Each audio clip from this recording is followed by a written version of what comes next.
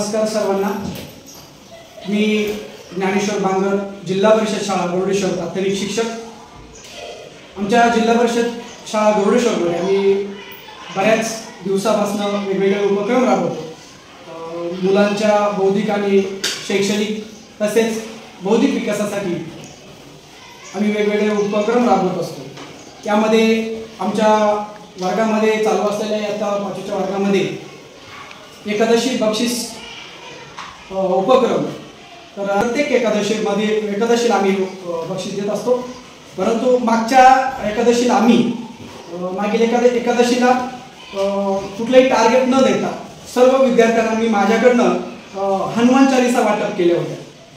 या हनुमान चालीसा वाटप करण्यामागचा हेतू असा होता की मुलांमध्ये एक आध्यात्मिक भाव रुजावा, एक अध्यात्माची ओढ लागावी आणि एक त्यांच्याकडनं ते वाचन व्हावं, हनुमान चालीसा हा उद्देश होता। आणि मुलांनी सर्वात महत्त्वाचं म्हणजे मुलांनी त्या नुसतं घेऊन आपल्या दप्तरात ठेवलं नाही, तर त्याचं पाठांतर केले हनुमान चालीसेचं। आणि मुलांचं एक सुंदर असं पाठांतर या हनुमान चालीसेचं झालेलं आहे, ती आता तुमच्या समोर सादर करतो। धन्यवाद। स्टार्ट।